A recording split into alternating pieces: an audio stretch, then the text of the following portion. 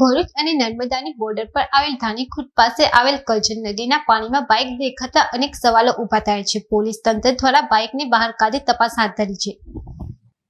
ભરૂચ અને નર્મદાની બોર્ડર પર આવેલ ધાણીખુટ પાસે આવેલ કરજણ નદીના પાણીમાં બાઇક દેખાતા અનેક સવાલો ઊભા થયા હતા. પોલીસ તંત્ર દ્વારા બાઇકને બહાર કાઢી તપાસ હાથ ધરી છે.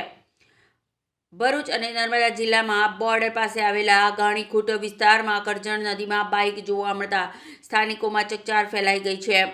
સ્થાનિક સૂત્રોના જણાવ્યા અનુસાર છેલ્લા 2-3 દિવસથી નદીમાં બાઇક પડેલી જોવા મળી રહી છે, જેને જોઈ અનેક સવાલો ઊભા થયા છે. સ્થાનિક લોકો આ બાબતને લઈને શંકિત અને ચિંતિત થયા છે. ઘટના સ્થળની જાણ થતાં પોલીસ તંત્રએ તપાસ હાથ ધરી છે. પોલીસ બાઇકને નદીમાંથી બહાર કાઢી આગળની તપાસ શરૂ કરશે, જેથી બાઇક નદીમાં કેવી રીતે આવી અને તેની પાછળનું સત્ય શું છે તે ખુલ્લું થઈ શકે. આ અંગે પોલીસે સ્થાનિકો અને પરિસ્થિતિના સર્વેક્ષણ સાથે તપાસમાં ઝડપ લગાવી છે. સ્થાનિકો અપેક્ષા રાખી રહ્યા છે કે તપાસ ઝડપી અને પારદર્શક થાય, જેથી આ ઘટનાના રહસ્યો પ્રકાશમાં આવી શકે. વિડીયો જર્નાલિસ્ટ સર્જન વસાવા સાથે સત્ય ટીવી ન્યૂઝ, ડેડિયાપાડા.